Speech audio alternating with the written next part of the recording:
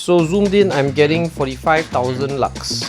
Build quality, light quality, and the power output is more than enough. So this is the Godox ML150Bi, and we're going to have a look at it today.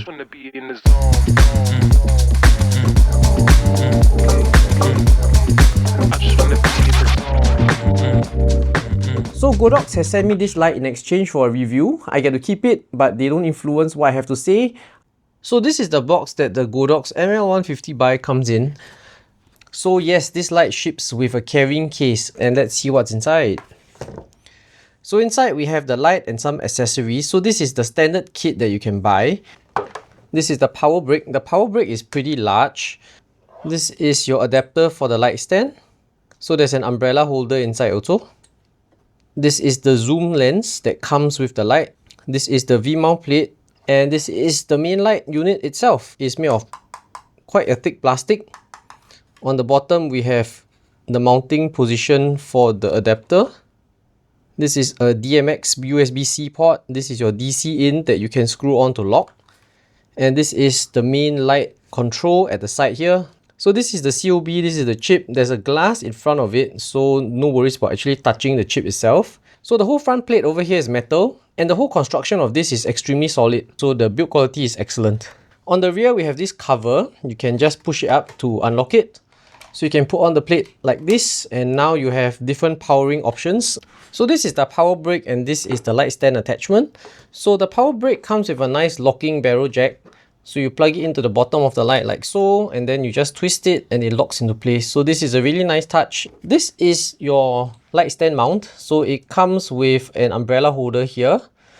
So also in the box is this paper that tells you what accessories you can buy for this ML series ecosystem.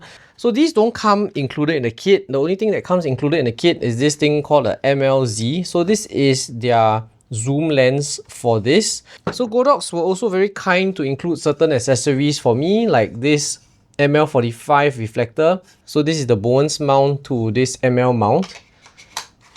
It lets you adapt this onto a normal Bowens mount for your modifiers. So this is actually an NPF adapter plate. And lastly, they included one of these, which is a mini lantern modifier. It's like a 30 cm mini lantern. It's a mini lantern for a mini light. So let's look at the battery power options. So it comes in a kit with this V-mount plate, and you can also purchase this MPF battery plate separately. It locks into place, and you can actually just attach a very large V-mount battery or very small V-mount battery, up to you. You can power this with a 200 watt hour for maybe more than an hour, so it's pretty nice. And if you don't have a lot of V-mounts lying around, you can just take this off, and you can buy this MPF battery plate holder, and you have to use actually 2 MPF batteries, not just one. And I can power the light like this. So now let's look at the menu of the light and how to operate the light. So to turn it on, you press and hold power, and then as a safety, you got to rotate the control dial to the right. So to operate the light, all you need to do is select your intensity and CCT by using the scroll dial. Press set, and you can select and set it accordingly. So this light goes from 2800 all the way to 6500 Kelvin. Okay, so when you press mode, you go to the effects menu. So this has all the effects that you may typically find in a bicolor light. And you can play around and get the settings dialed in to what you like. Okay, so that's the interface of the light. It's very simple. Just a few buttons, scroll down. You shouldn't mess it up. So for testing today, we're using the data color light meter once again. This is the light mounted 1 meter away from the sensor. So we're going to be doing bare bulb and a few different modifiers just so you can have an idea. Okay, so we're starting at 0%. So 3200 Kelvin 1%, 5%, 10%, 25%, 50%, 75%, and 100%. Now we're going to do 5600 Kelvin bare bulb, 1%, 5%, 10%, 25%, 50%, 75%, and 100%. So this is bare bulb. Now let's check all the CCT values in between too. So 2008, 3002, 4003, 5006, and 6005. We're going to do a very low power test. So we are at 0%. I'm going to go to 1%. This is bare bulb. So if you see 1%, we're getting about 128 lux. This is on linear dimming, but if I set it to S-curve, we can go down further to 85 lux. So now I'm going to attach the MLZ zoom lens on. So we're getting about 30,000 lux. So zoomed in, I'm getting 45,000 lux. So that's about 50% more than zoomed out. Okay, so now I'm going to put on this 45-degree reflector. We're getting 27,600 lux. And now let's try this mini lantern reflector. We're getting 2040 lux. And now we're going to put on a 60cm dome. So we're getting 4000 lux. Okay, so I have a 130cm umbrella over here. Let's see how this umbrella fares. So I'm going to spin the light around and we're getting 1600 lux. So now let's talk about what I really liked about this light. So first and foremost, when you buy a light, what you need is really good output and really good color consistency, and I think this light delivers on both fronts. So for light output, this is 150 watts. It's very competitive with all the other brands. It performs really well. It gives you a true 150 watts of light. It's not inefficient in any way. It delivers very high lux, and the manufacturer claims are almost what I got for my measurements. For light quality in terms of CCT, the CCT is very consistent. I didn't measure a lot of deviation, so what you set on the screen is probably what you get measured in real life. So you can depend on the settings. You can set it to whatever you want. I didn't find any hiccups, strange programming or strange deviations. Green magenta shifting is also really okay. There is not much shift at all. I measured basically almost zero throughout. At low output settings, even at 1%, this also gets really dim. So that is really nice if you're using it outdoors at night for a night shoot where you just need that little 1% of fill on the face or something like that.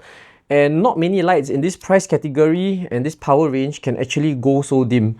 So I also love the form factor. So it is basically a small cube, and you can pack many of these into your light bag or your camera bag. The included accessories are also a nice touch. So they give you this zoom lens. Although this zoom lens doesn't really zoom a lot, it's nice that they included something for the price and for this kit. So the accessory ecosystem is also very well thought out for this light. You can buy compact accessories like the projectors, you can buy the compact diffusers. So those match the size of this really nicely and are really well priced. So the included app, the Godox app, is free of charge. It is really easy to use even for beginners. You can use NFC to pair the light. And the biggest thing that I love about this light is the price and what is offered for the price. So this is like 300 plus Singapore dollars. We can get it here.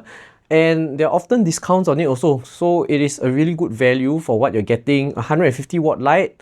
So what I wish that this light had. So the first thing I wish this light had is a PD or USB-C power option. This currently doesn't have any USB power options. There is a USB port, but that is used for DMX.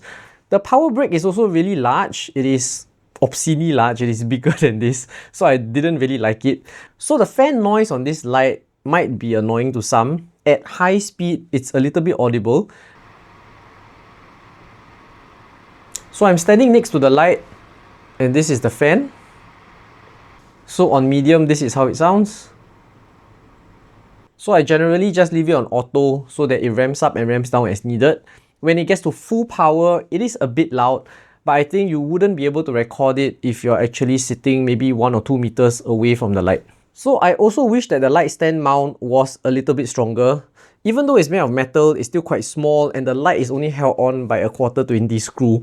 So you can't really rest assured if you put on a really large modifier like a 90cm or 100cm softbox that the screw won't break. So I would recommend that you stick to 60 and below if you're going to use a softbox. So who is this light for? So I feel that this light can service the needs of beginners all the way to professionals depending on their use case. So for beginners, this is an excellent step into the world of using continuous lights and like creating content. If you're doing a talking head, this is excellent because it gives you great light quality and great power.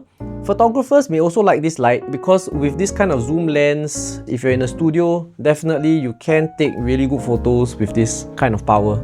Okay, so for professionals, I think there's also a place in your kit for this kind of lights because they can be your additional lights that you can just take out in a pinch You can use this as a hair light, and you can use this maybe as even a backup key light if your main light fails.